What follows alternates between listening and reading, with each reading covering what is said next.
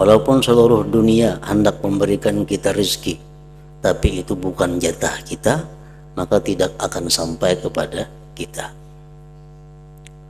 Walaupun seluruh dunia orang berusaha menjauhkan kita, menghindarkan kita dari rezeki yang ditakdirkan Allah untuk kita, tidak akan bisa. Pasti rezeki itu akan sampai kepada kita. Nah, tawakal artinya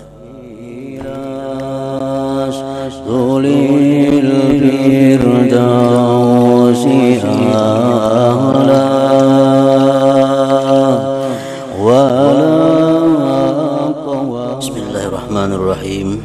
Alhamdulillahirabbil alamin. Wassalatu wassalamu ala asyrafil anbiya wal mursalin sayyidina wa maulana Muhammadin wa ala alihi wa sahbihi ajma'in. Qala al-musannif al-imam hujjatul Islam Abu Hamid al-Ghazali rahimahullah wa nafa'ana bi ulumihi fid dharain amin. Seterusnya, pokok menjalankan agama Allah ini ada pula pada ibadah yang tersembunyi, yakni gerak hati atau perbuatan hati.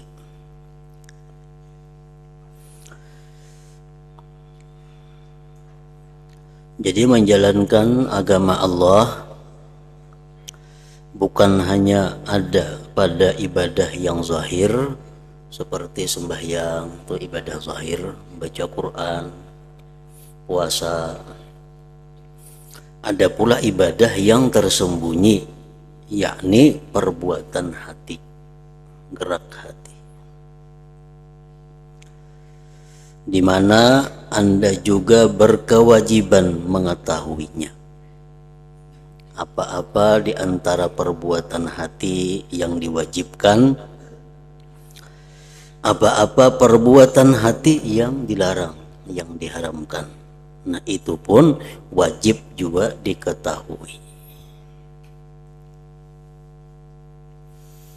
Seperti tawakal. Tawakal itu adalah merupakan fi'il hati, perbuatan hati. Adapun ucapan kita bismillah tawakkaltu 'alallah itu hanya ucapan lisan. Itu kada dihitung. Karena tawakal itu adalah perbuatan hati.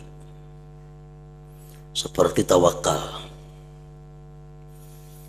Nah, tawakal adalah sesuatu ibadah yang wajib dilakukan oleh seseorang.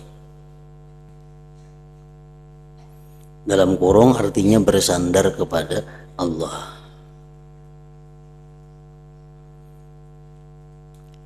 Adapun ta'rifnya, tawakal itu adalah tawattunul qalbi bi annal hayata wala ismata wal kifayah minallah wahdah. Itu ta'rif tawakal. Tawattunul qalbi bi annal hayata wala ismata wal kifayah minallahi wahdah. Bulatnya hati bahwa hidup, pemeliharaan diri dan pemeliharaan lainnya dan kecukupan rezeki itu dari Allah semata, tidak ada dari yang lain. Nah, itu bulat di dalam hati, tawakal ngarannya.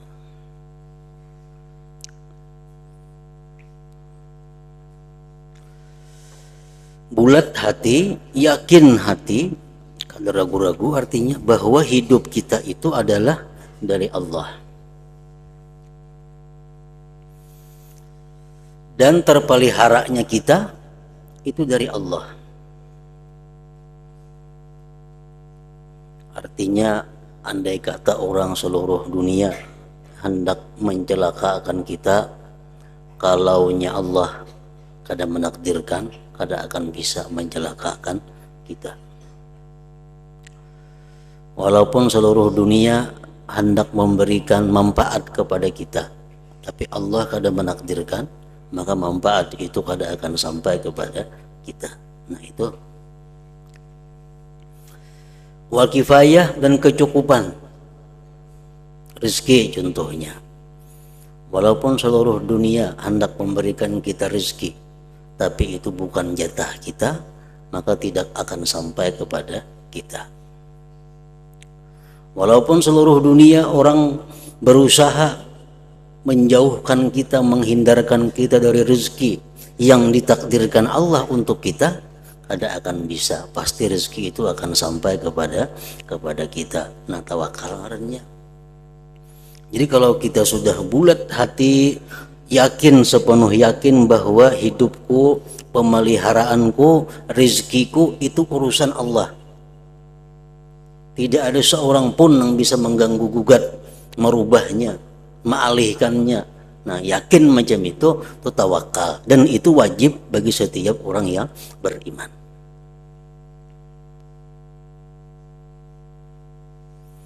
Kita wajib meyakini itu. Itu ngarannya tawakal. Bila kita kada macam itu, kita meninggalkan satu kewajiban, berarti berdosa ngarannya.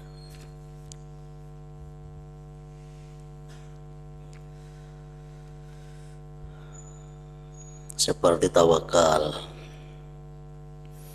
tafwid. Nah, tafwid itu berserah diri kepadanya.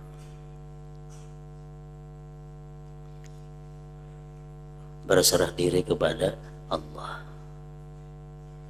Maksudnya apa? Berserah diri kepada Allah.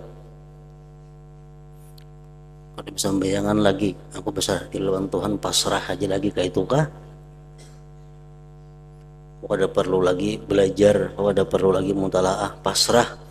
Nak tidak diberi Allah ilmu, kena alim aja, kena aku juga akan naik kayak itu kayak apa? Nah,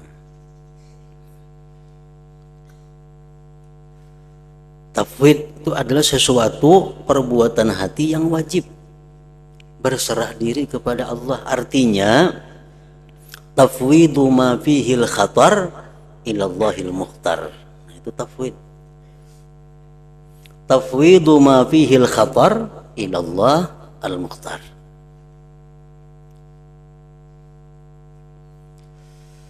Menyerahkan sesuatu yang tidak jelas baik buruknya kepada Allah. Nah, itu tafwid.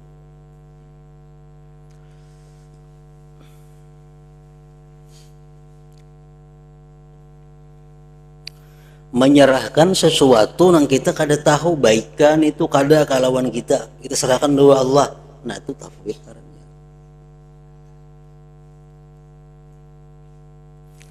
Kalau sesuatu yang jelas-jelas baik, itu kada boleh tafwid. Sesuatu yang jelas-jelas kada baik, kada boleh tafwid. Yang wajib tafwid itu sesuatu yang kita kada tahu buruk baiknya untuk kita.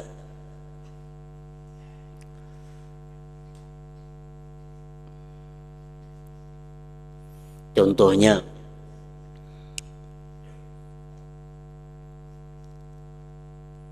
nang jelas-jelas kada baik, maksiat, kafir, itu jelas-jelas kada baik.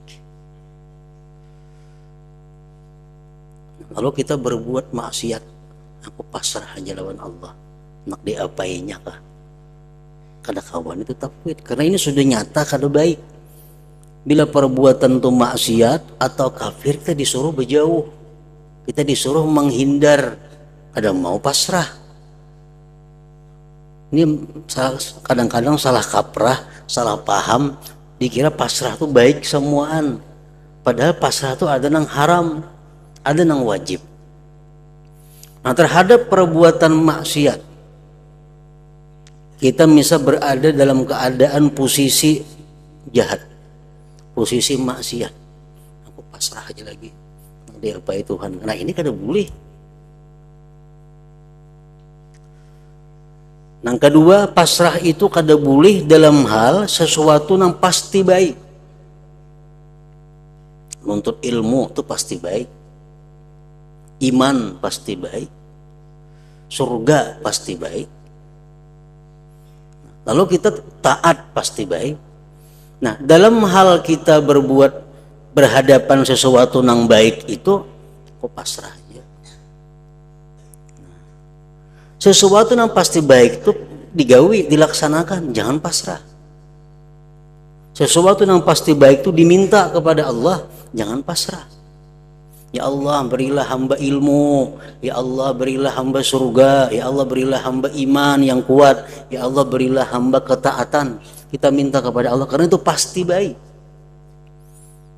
Terhadap nang kada baik kita berlindung. Ya Allah, jauhkan hamba dari maksiat. Ya Allah, jauhkan hamba dari api neraka. Jangan pasrah. Nah, dua. Yang ketiga, yang kita belum tahu buruk baiknya. Contohnya apa? Yang kita belum tahu buruk baiknya. Pertama, contohnya kekayaan. Kekayaan tuh kita belum tentu buruk baikkah lawan kita, jahatkah. Ada tahu lagi kita. Kita nih yang mungkin jadi orang sugih, namun tentu baik. Dan bisa baik pada wahih ini bisa juga. Kalau kita jadi orang kaya, nah itu khatar ngarannya. Bisa membuat kita lebih baik daripada sekarang, bisa kita jadi lebih jahat daripada sekarang. Nah, jadi artinya apa? Urusan kekayaan itu pasrah kepada Allah. Nah, itu pasrah. Kita berusaha berdagang, pasrah kepada Allah. Anak disugihkannya terserah, anak disedikitkannya, difakir miskinkan terserah. Nah, itu pasrah di situ. Jangan minta, ya Allah berilah hambamu kekayaan, kada boleh. Kenapa? Karena kita minta sesuatu yang belum tahu buruk baiknya, itu kada boleh. Ya Allah, jadi orang sugih umpama, ya Allah jadikanlah hamba orang miskin, kada boleh itu. Kenapa? Karena si sugihnya belum tentunya baik kalau ia miskin. Nah, jadi perkara kekayaan, kemiskinan itu jangan diminta kepada Allah, tapi pasrah. Kalaupun hendak minta juga kekayaan, ya Allah jadikanlah hamba ini orang yang kaya, jika itu membawa kebaikan lawan hamba. Nah, ya macam itu kalau hendak minta kekayaan, contohnya itu adalah khatar. Arti khatar itu masih belum tahu kita baik kadanya. Nah, tafwid itu tuh wajib nih tuh. Hati kita wajib melakukan tafwid itu. Bila kita kada tafwid dalam urusan kekayaan, dalam urusan keduniaan, berdosa kita.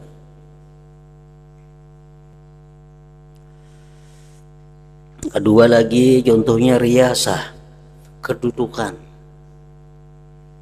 kepangkatan. Jangan hendak minta kedudukan kepada Allah, jangan hendak minta kepangkatan kepada Allah. Pasrah. Kenapa? Karena kepangkatan, kedudukan belum tentu membawa kebaikan lawan kita. Belum tentu.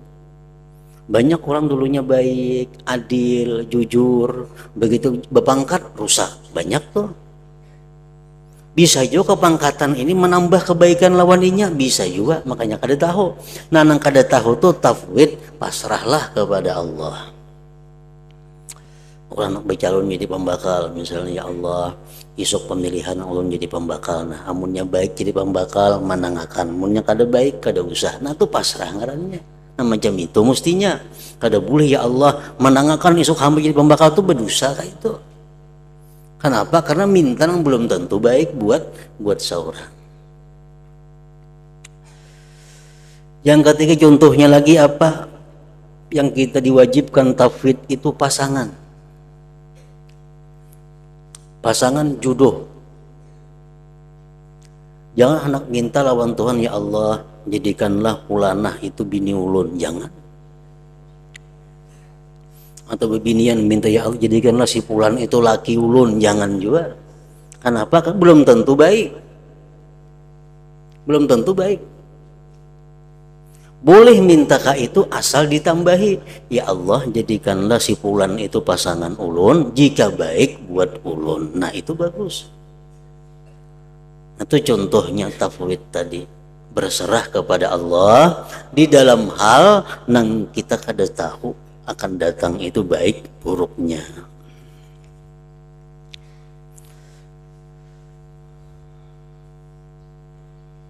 Ridha terhadap ketentuan Allah.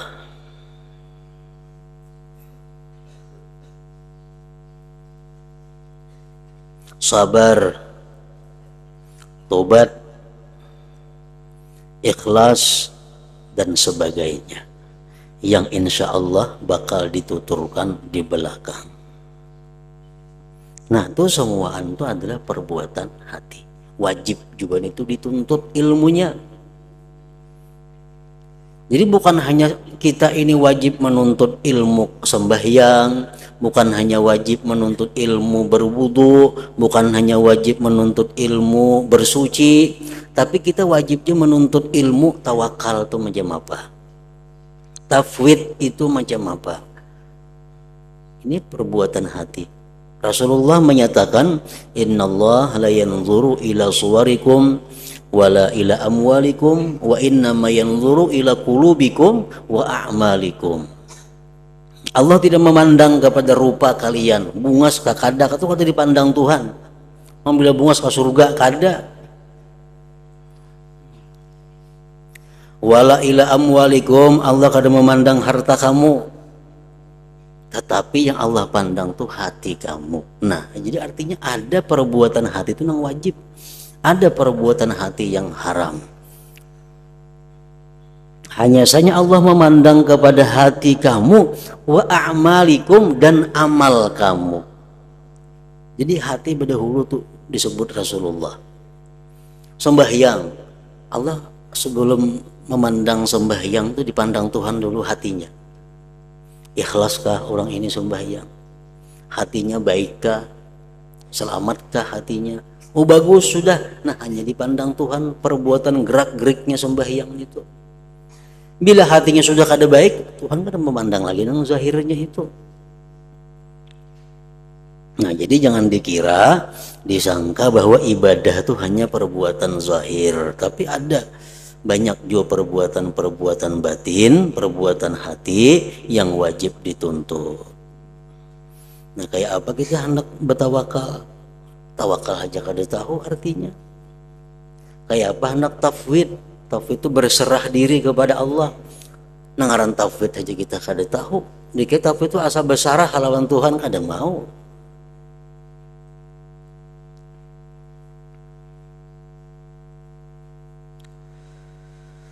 Anda wajib pula mengetahui larangan-larangan Allah yang berkaitan dengan perbuatan hati,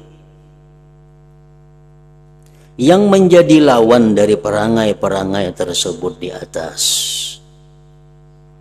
Tawakal lawanannya apa?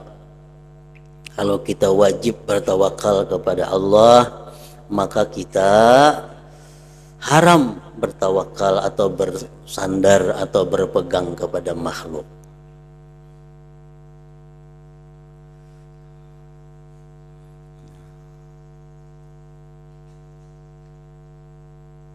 Tawakal sifat nang wajib. Lawanannya apa? Berpegang kepada makhluk. Inya nih kayak apapun keadaannya, makhluk nang jadi penentram hatinya. Nah, itu artinya berpegang kepada makhluk. Ada orang yang berpegang kepada harta. Selama harta ini ada, ini tenang, ini merasa aman, ini merasa bahagia. Nah ini orang berpegang lawan harta. Ini sifat yang dilarang di dalam hati manusia. Ada orang yang berpegang dengan seseorang. Ini kalau ada seseorang tuh di sampingnya, ini tenang, ini asa aman, asa terlindungi. Nah itu kada boleh. Kalau kita tawakal kepada Allah tadi sudah tahu bahwa kayak apapun orang hendak mencelakakan inya, kalau Allah kada menakdirkan kada sampai. Kayak apapun orang melindungi inya, kalau Tuhan sudah menakdirkan pasti sampai. Jadi buat apa kita berpegang, buat apa kita merasa aman dengan selain Allah? Bila mana kita merasa aman dengan selain Allah, ngarannya kada bertawakal, itu berdosa ngarannya.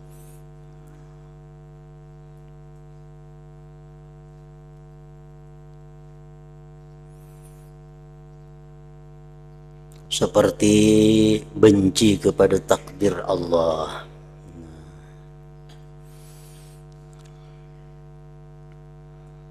Seperti benci kepada takdir Allah. Itu dosa besar. Dosa besar. Kadarilah lawan takdir Tuhan. Kada dapangnya berucap, aku kadarilah lawan takdir Tuhan, kada wani berucap kayak itu. Atau di hatinya, aku benci lawan takdir Tuhan, kada dapang macam itu. Cuma tingkah lakunya, keadaan inya itu menunjukkan bahwa inya tuh kada senang dengan takdir Allah. Contohnya kayak apa? Orang yang bila mana berhadapan dengan hal-hal yang kada disenanginya, merubik-rubik baju. Nah itu contoh, orang ini berarti kada ridha dengan takdir Allah. Walaupunnya kada bersuara, aku muar takdir Tuhan, kada dapang macam itu. Cuma gerak-geriknya, nah baju dirubit, ngapa di semeja dihampasakan, dibuangi. Nah itu tanda-tanda orang kada ridha dengan takdir Allah. Cangkirna ditimbai pacah, umpamanya, karena ada sesuatu yang kada nyaman dihadapinya. Rambut kada jamak-jamaknya. Nah, tapi binian biasanya nang inya menghadapi musibah nang kada mampu menyandang rambut nadi. Nah itu bukti alamat bahwa inya itu sudah mengarah kepada kada ridha dengan takdir Allah. Itu bahayanya ganaan itu.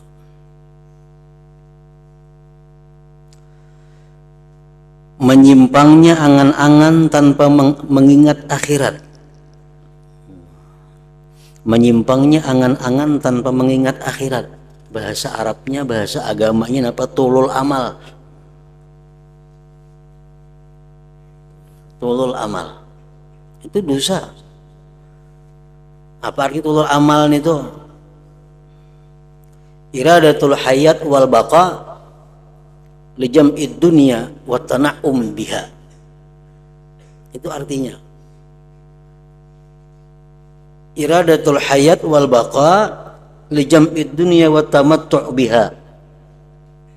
Inya hendak hidup dalam dunia ini nah.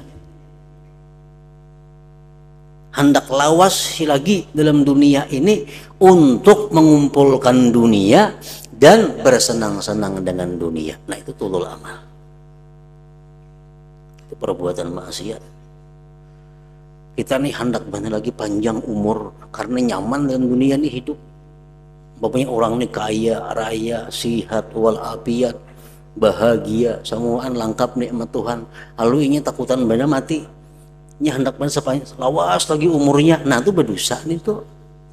Kenapa? Karena kepingin hidup dalam dunia untuk mengumpulkan dunia dan bersenang-senang. Nah itu maksiatul qalbi, maksiat hati. Amun inya masih hendak hidup dalam dunia ini karena aku masih perlu menuntut ilmu. Aku hidup dalam dunia masih hendak karena aku masih ingin menghapus dosa-dosaku dengan amal kebaikan. Aku kepingin hidup dalam dunia ini karena aku sangat nikmat beribadah kepada Allah. Nah itu ada apa-apa? Itu kan bagus itu. Tapi kalau kita ini takutan mati, hendak hidup karena tadi hendak mengumpul dunia, karena nyaman bagana dalam dunia, nah itu nang tulul amal, nang dilarang, maksiat kalbi, maksiat hati. Itu pengertian menyimpangnya angan-angan tanpa mengingat akhirat. Nah itu pahamannya kayak itu.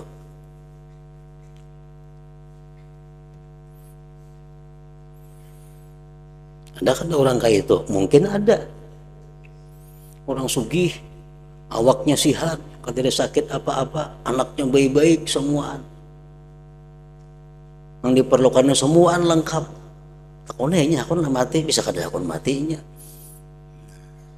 Ini hendak seumuran macam itu aja, hendak panjang benar umur. Kenapa? Karena menikmati dunia saling nyamanan. Nah itu dilarang, kada boleh.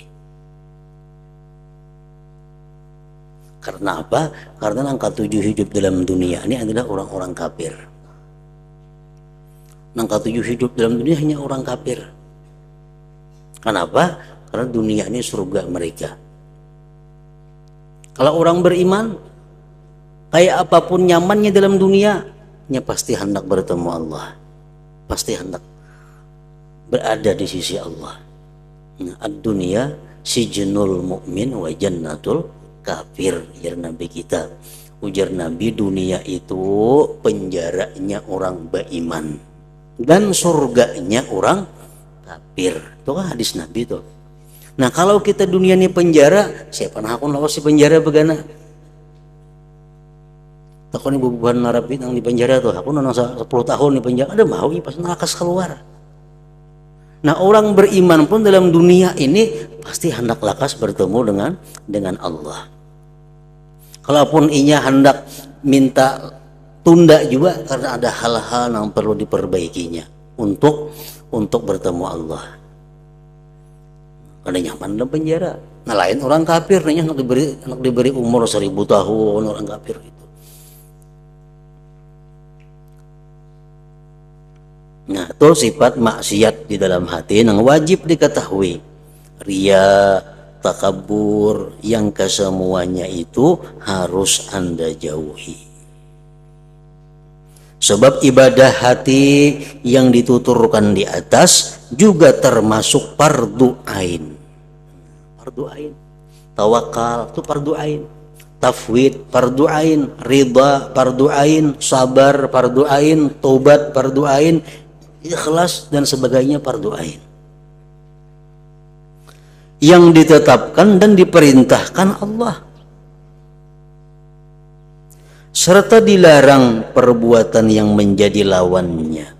Hal ini termaktub di dalam kitabnya Al-Quran yang mulia dan melalui lisan Nabinya Muhammad sallallahu alaihi wasallam. Allah Ta'ala berfirman, wa 'alallahi fatawakkalu in kuntum mu'minin. Artinya, dan hanya kepada Allah tawakallah kalian jika kalian memang benar-benar beriman. Itu keras. Amun ikam bujur-bujur beriman, ikam tawakal kepada Allah. Berarti apa? Amun kada tawakal kada beriman. Wa 'alallahi fatawakkalu in kuntum mu'minin. Washkuru lillah in kuntum iyyahu ta'budun. Artinya bersyukurlah kalian kepada Allah jika kalian memang benar-benar hanya menyembah kepadanya. Kalau kalian menyembah kepada Allah, kalian mesti bersyukur. Jadi syukur adalah perintah Allah. Dan syukur itu fardu ain bagi setiap mukmin dan mukminah.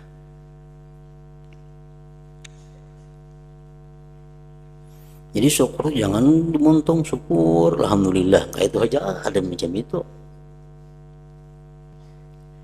Karena syukur ini fi'il qalbi, syukur itu perbuatan hati, bukan perbuatan mulut. Adapun ucapan nang syukur alhamdulillah tuh kayak usalli, pada sama usalli ini tuh salah sembahyang usalli aja kada berniat kada sah. Nah, niat tuh perbuatan hati.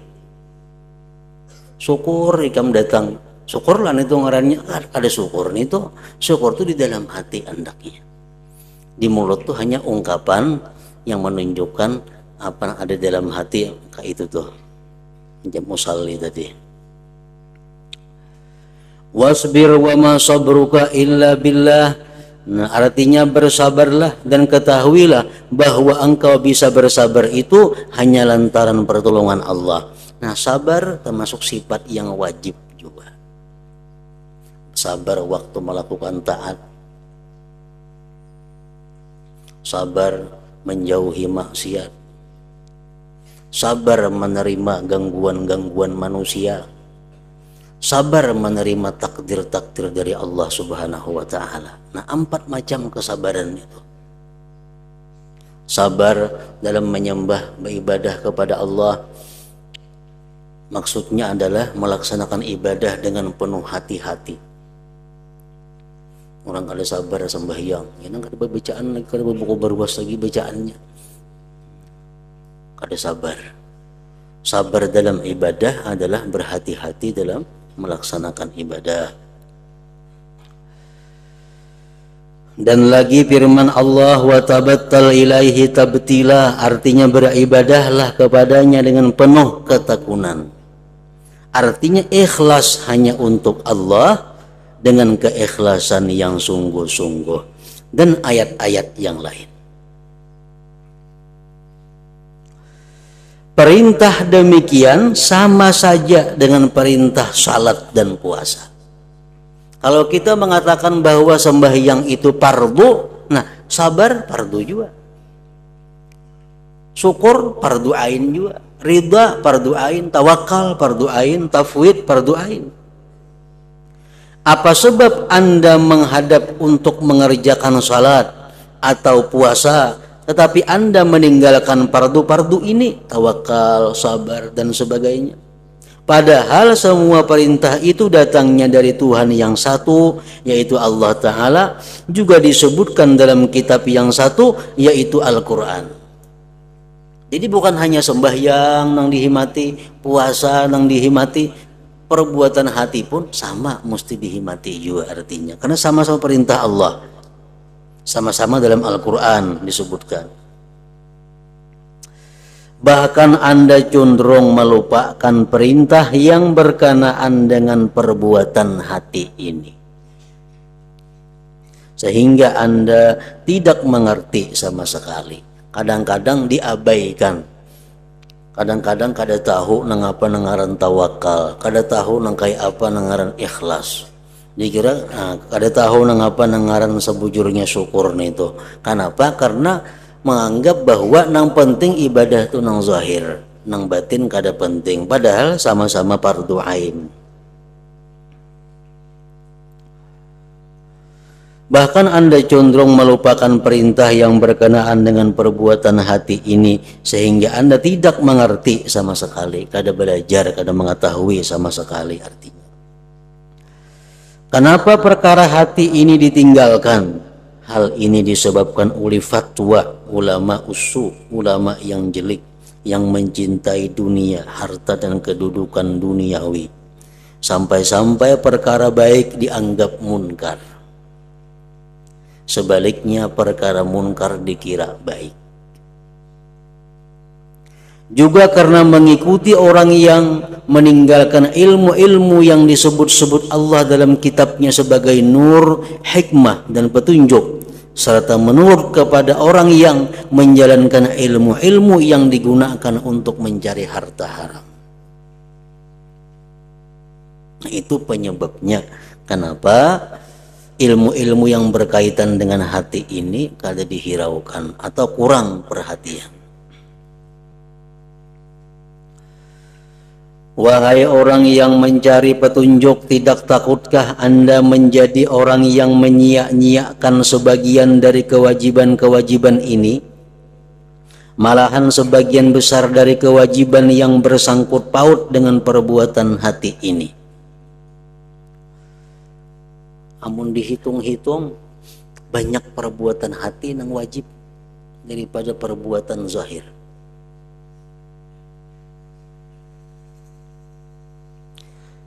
Sementara itu Anda sibuk melakukan salat sunat dan puasa sunat yang akhirnya tidak memperoleh apa-apa. Padahal lebih penting menuntut ilmu kayak apa tawakal itu daripada puasa sunat, daripada sembahyang sunat, karena itu yang wajib tadi. Boleh jadi Anda terus-menerus berbuat maksiat yang menyebabkan Anda masuk neraka, atau Anda meninggalkan hal-hal yang diperbolehkan seperti makan, minum, atau tidur yang dapat dipergunakan untuk mendekatkan diri kepada Allah sehingga Anda tidak memperoleh apa-apa. Lebih salah lagi jika Anda selalu menyimpangkan angan-angan mengenai urusan dunia tanpa mengingat akhirat. Padahal semacam ini adalah maksiat yang murni. Kita kepingin lawas hidup dalam dunia untuk mengumpulkan dan menikmati dunia. Itu maksiat murni. Namun Anda menganggapnya sebagai niat baik lantaran Anda bodoh. Dikira itu baik.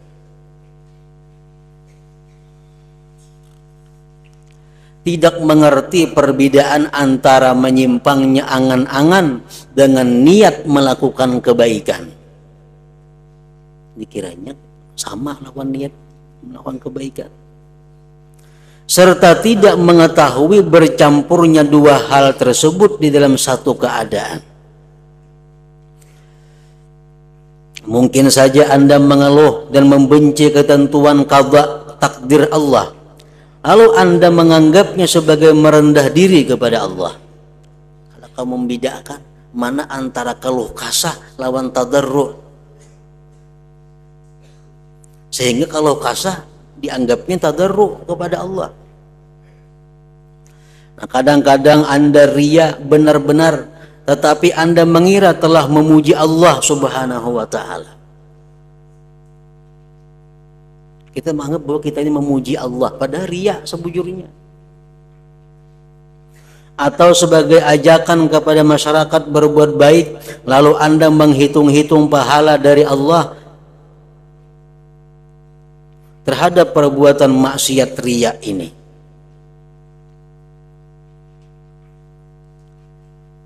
Kita mengajak kepada masyarakat untuk berbuat baik. Kalau kita menyebutkan kebaikan kita ini, nah kita mengira itu kebaikan, padahal itu riya. Nang boleh menampaikan kebaikan-kebaikan diri itu kepada orang adalah orang yang diikuti, orang yang jadi panutan, orang yang jadi muktada, yang diikuti. Nah, sidin tuh boleh berkisah. Aku dulu membaca Yasin tuh 40 kali sekali duduk, sidin. Supaya orang menuruti. Namun seorang jadi ikutan orang kada, jadi perhatian orang kada, berkisah segenang apa? Orang kada masih juga. Nah, jadi boleh berkisah kita berbuat baik dahulu-dahulu kalau kita ini jadi contoh teladan orang. Namun kita kada jadi guru, kada jadi teladan, kada boleh berkisah kebaikan-kebaikan itu segenang apa? Nah, dikira kita itu kebaikan pada riya. Anda memperkirakan ganjaran besar di tempat siksa Allah. Dikira dapat pahala, padahal kada. Jadi Anda berada dalam jaringan tipu daya syaitan yang sangat besar dan kelingahan yang teramat buruk. Demi Allah, hal ini merupakan bencana yang sangat jelek bagi orang yang beramal tanpa ilmu. Sembahyang contohnya. Sembahyang ini bisa diterima Allah bukan hanya kita tahu syarat rukun-rukunnya, pembatal-pembatalnya. Bukan hanya itu. Misalnya sembahyang syaratnya cukup, rukunnya pas, pembatalnya dihindarinya, sembahyang lainnya diterima Tuhan lah, kada tentu. Karena Tuhan masih memandang dulu hatinya kayak apa dalam sembahyang itu. Nah, jadi perbuatan hati ini sangat menentukan diterima atau ditolaknya amal. Selain apa yang tersebut di atas, sesungguhnya amal-amal lahiriah itu ada hubungannya dengan amal-amal yang samar, amal hati. Amal-amal hati ini bisa membaguskan amal zahir dan dapat pula merusakkannya.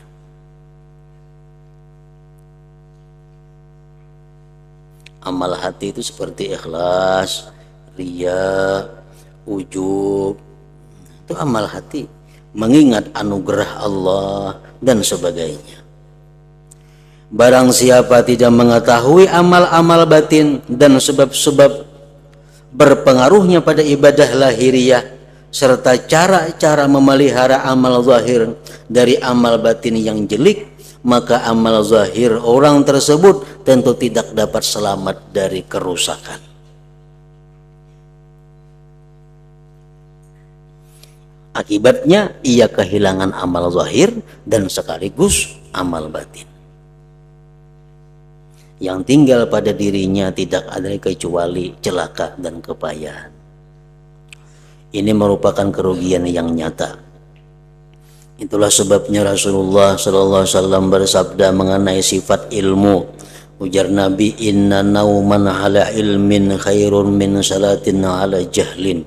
Fa innal amila bighairi ilmin yufsidu aktsara mimma yuslihu. Artinya, sesungguhnya tidur atas dasar ilmu adalah lebih baik daripada salat orang yang bodoh. Artinya ini sembahyang, cuma nya kada tahu perbuatan hatinya macam apa mestinya waktu sembahyang itu. Bujur aja dilihat rukunnya bujur, syaratnya bujur, gerak-geriknya bujur. Tapi nya kada mengaji tentang bagaimana meletakkan, mengatur hati waktu sembahyang itu. Ini kada menuntut itu. Nah, tak baik guringnya orang alim pada sembahyangnya orang itu. Sesungguhnya tidur atas dasar ilmu adalah lebih baik daripada salat orang yang bodoh, karena orang yang beramal tanpa ilmu itu lebih banyak merusakkan amalnya daripada membaguskannya. Dalam hadis lain Rasulullah menyatakan naumul alim afdalu min ibadatil jahil. Guringnya orang alim lebih abdal daripada beribadahnya orang jahil. Orang alim guring berpahala. Kenapa? Niatnya baik. Nah guring dulu nah. Soalnya aku hendak jam anu hendak belajar, jam anu hendak ini, jam anu hendak beribadah. Guring dulu inya. Nah, guring ibadah. Orang jahil beribadah tapi niatnya kada bagus. Kenapa kada bagusnya? Kada tahu. Nah jadi guringnya orang berilmu itu lebih abdal daripada ibadahnya orang jahil. Puasa itu amal zahir. Kayak apa supaya puasa diterima Allah? Laksanakan syaratnya, rukun puasa, jauhi pembatalnya. Terima Allah belum tentu. Karena ada lagi syarat-syarat hati macam apa waktunya melaksanakan puasa itu. Nah. Jadi kewajiban-kewajiban hati ini sama kewajibannya dengan yang zahir tadi. Masih tentang ilmu, beliau Rasulullah juga bersabda innahu yulhamuhu su'ada wa yuhramuhul ashqiya. Artinya orang itu apabila beruntung selalu diberi ilham berupa ilmu, sedangkan orang yang celaka selalu terhalang dari ilmu. Artinya apa? Ilmu itu hanya diberikan Allah kepada orang-orang su'ada. Orang-orang celaka tertegah dari ilmu. Kada kaubar menuntut ilmu. Sanono hendak menuntut ilmu nang mengajari kadada. Nah itu orang-orang celaka. Kan di parut ibu, di rahim ibu kita kan ditulis Sa'id beruntung atau syaqiyun celaka. Itu kada tahu, hanya Allah dan malaikat yang Tuhan tulis yang tahu tentang keadaan kita nih. Dalam rahim ibu dicatat sudah ditentukan kita ini Sa'id atau termasuk askia. Nah tandanya orang itu sa'id di dalam rahim ibu, tandanya dia diberi ilham ilmu oleh Allah. Nya gemar menuntut ilmu, dimudahkan jalan-jalan ilmu, ini orang sa'id tandanya. Kalau orang ini selalu kesulitan dalam urusan ilmu, nah ini tandanya orang celaka. Sebab wayuh ramuhul askia. Ditegah ilmu itu kepada orang yang ditetapkan sebagai syaqiyun. Maksud sabda ini wallahu a'lam, orang tidak mau belajar kemudian celaka dan berpayah-payah mengerjakan ibadah dengan cara yang menyimpang dari yang semestinya, maka ia tidak memperoleh apa-apa kecuali kesulitan. Semoga Allah melindungi kita semua dari ilmu dan amal yang tidak bermanfaat. Nah, karena hal inilah para ulama yang zuhud dan mengamalkan ilmunya sangat menaruh perhatian terhadap ilmu. Sebab pokok perbuatan menghamba, menyembah, beribadah kepada Allah, dan pokok ibadah serta melayani Allah, penguasa semesta alam, adalah ilmu. Demikian pandangan para pemilik mata hati serta orang-orang yang ahli menerima pertolongan Allah. Nah, sesudah Anda mengerti benar-benar tentang apa yang kuterangkan ini, yakni taat dan ibadah tidak bisa berhasil bagi hamba dan tidak dapat selamat jika tidak menggunakan ilmu.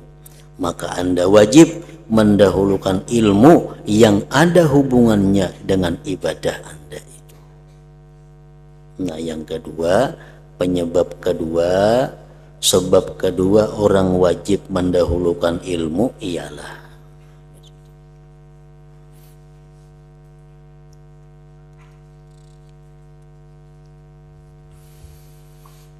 hadratin Nabi sallallahu alaihi wasallam. Al-Fatihah. Bismillahirrahmanirrahim. Alhamdulillahi rabbil alamin arrahmanir rahim.